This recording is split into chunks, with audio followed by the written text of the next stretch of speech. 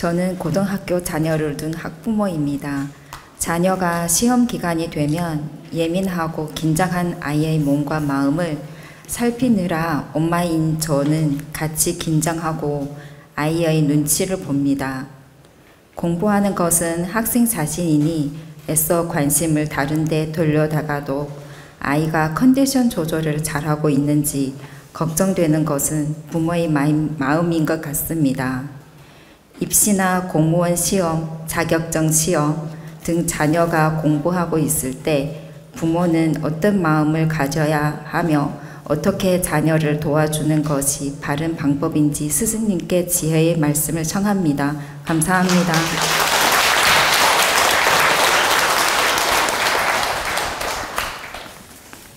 입시 자녀를 둔 부모나 공무원 시험 준비하는 그 자녀를 둔 부모나 이렇게 시험을 앞둔 부모님들을 위해서 아주 좋은 질문입니다. 제가 아주 팩트 체크만 해드리겠습니다. 첫째는 자녀들이 입시 공부를 하거나 공무원 시험 준비할 때 부모는 어떤 마음을 가져야 되냐면 모든 채널을 아이 시험 잘 보는데 기운을 맞춰주고 엄마 또한 공부하는 마음으로 거기에 매달려 있으라는 얘기가 아니라 엄마 또한 마음은 늘 공부하는 마음으로 법문도 듣고 또 내가 질서정연하게 내 할 일을 하고 내가 필요한 일을 하되 흐트러진 마음을 갖지 않는 것입니다. 예를 들면 아이는 열심히 공부하는데 엄마는 놀러 다니고 노래방 다니고 술집 다니고 포장마차 다니고 맨날 그 짓을 하면 안 된다 이 말이에요. 필요에 따라 친구도 만날 수 있고 차도 마실 수는 있지요. 그러나 막 향락을 즐기러 다니는 거야 막 이렇게. 그리고 굳이 골프를 안 쳐도 되는데 그냥 자기 즐기려고 공부하거나 말거나 막 골프 치러 다니고 노래방 다니고 친구들 만나서 그냥 어디 쇼핑 다니고 이렇게 방종하는 마음을 갖지 말라는 겁니다. 그런 욕구를 자제하는 게 첫째 근본이다. 내 사사로운 향락, 사사로운 욕심, 사사로운 즐거움을 자제하는 게 첫 번째 노력이란 뜻입니다. 왜? 아이가 성실하게 긴장하고 공부하면 엄마도 받쳐주는 마음으로 정성을 쏟아야 되기 때문에 그런 방종하는 욕구를 채우려 하지 마라.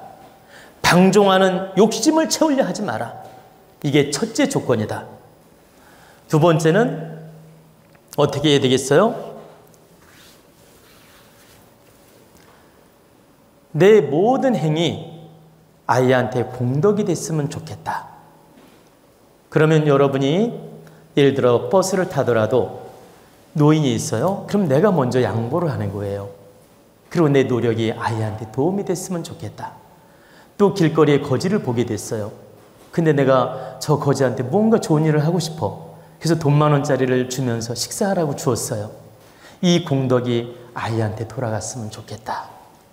내가 절에 가서 보세요. 부처님한테 3배를 올리더라도 이 공덕이 전부 아이한테 갔으면 좋겠다.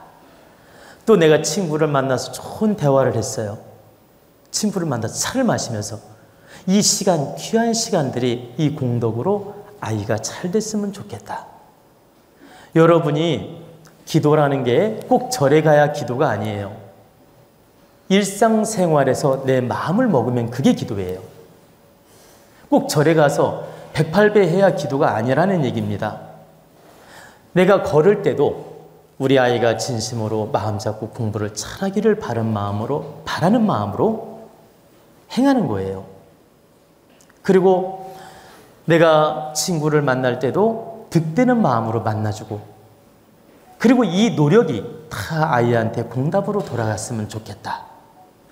이렇게 마음을 갖는 게 바로 기도입니다. 바로 그러한 마음으로 내 행을 바르게 갖춰 나가는 겁니다. 그리고 내 적선보시가 됐든 득되는 행위 다 아이한테 공답이 돌아가기를 바라는 마음으로 노력하는 거예요. 그게 두 번째 함께 노력하는 방법이란 뜻입니다. 그리고 이제 세 번째는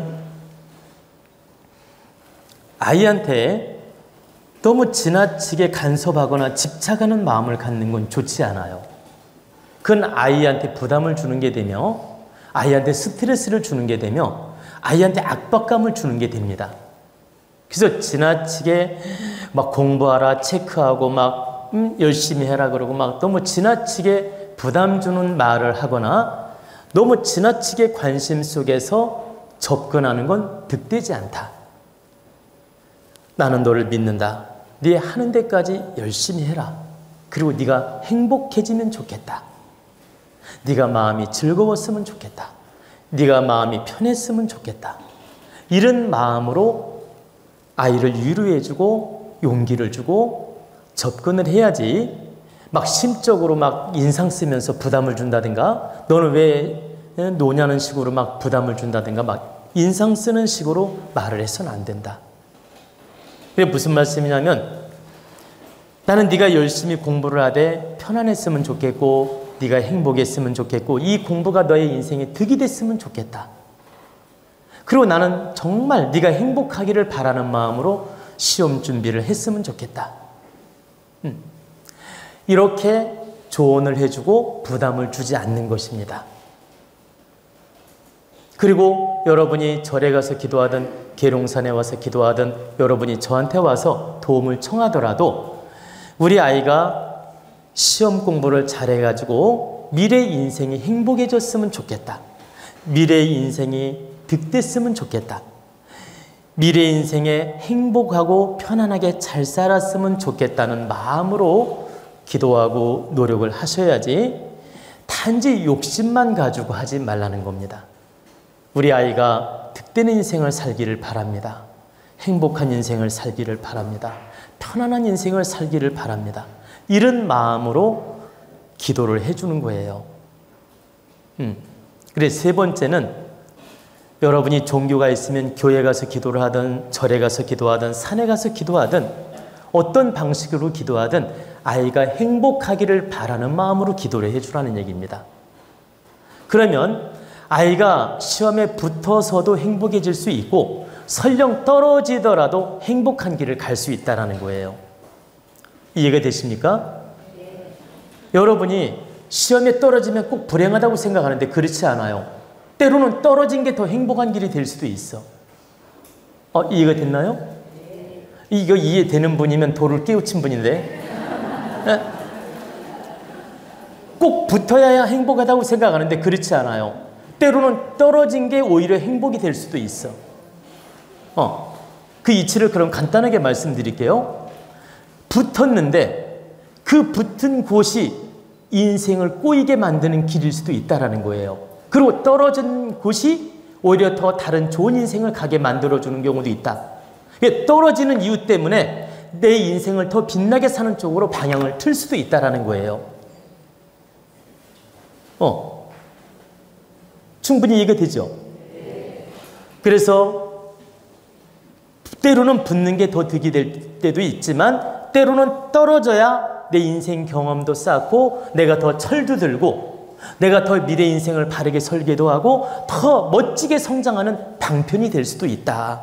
한 번쯤 쓴맛을 보는 게. 그래서 꼭 떨어졌다고 불행이고 나쁘게 생각하지 말라는 얘기입니다.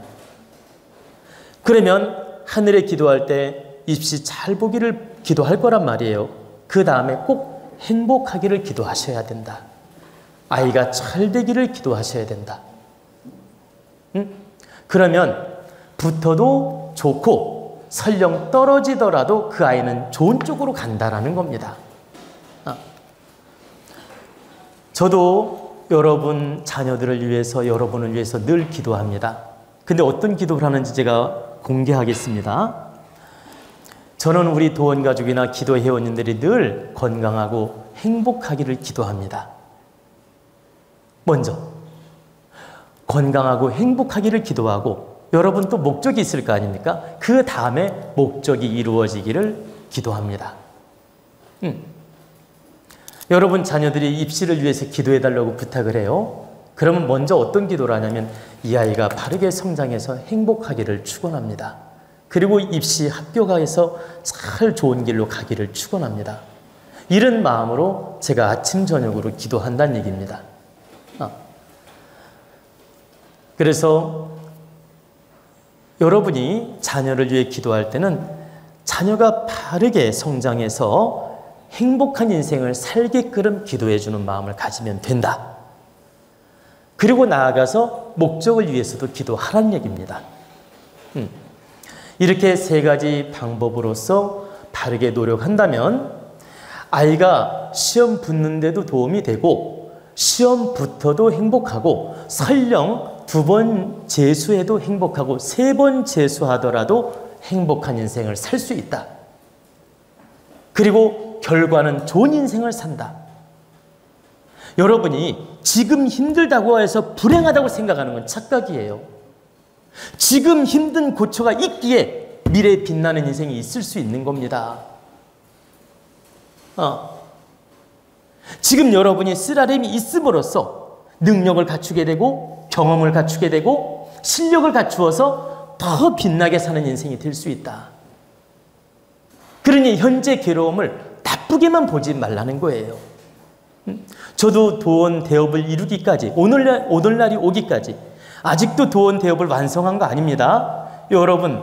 여러분과 저는 도원 대업을 함께 이루어 가고 있는 과정입니다. 지금도 과정이지만 이렇게 기초를 닦기까지 얼마나 준비를 오랫동안 했고 정성을 쏟았고 어려움도 있었겠습니까? 얼마나 어려움도 많이 있었겠습니까? 실제 마음고생도 많이 하고 많은 어려움도 있었습니다. 근데 그때마다 한 번도 좌절한 적 없고 그걸 불행하다고 느낀 적도 없고 슬퍼한 적도 없어요. 이것도 과정이구나. 이것도 공부구나. 이것도 하느님의 뜻이구나. 그리고 우리를 더 성장시키려고 하느님이 이런 미션을 주셨구나. 더 경험을 크게 하게 하려고 이런 괴로움도 주시고 있구나. 우리를 더 빛나게 살게 도와주시려고 이런 시험지를 주고 계시구나. 이렇게 받아들이고 늘 굴하지 않으면서 노력을 해왔지, 어떤 어려움이 있다고 해서 그걸 슬퍼하거나 괴로워하거나 낙담한 적이 없다는 얘기입니다. 제가 30년 동안 준비하면서 한 번도 굴한 적이 없어요. 내 뜻을. 그리고 늘 기쁨과 감사함으로 노력을 했어요. 그러면 괴로움이 올 때는 괴롭지요. 그러나 일시적인 것이다. 괴로움이 올 때 잠깐 괴로울 뿐이지 그 순간도 금방 지나갈 거라는 걸 알기에 두렵지 않았고 편안하게 받아들였다는 뜻이에요. 다시 말씀드려서 보세요. 이 도원 학당을 지면서도 길 문제로 많은 사람들이 이 길을 안 내주려고 꼬장을 부리는 사람도 있고 바가지를 세우는 사람도 있고 괴롭히는 사람도 있었어요.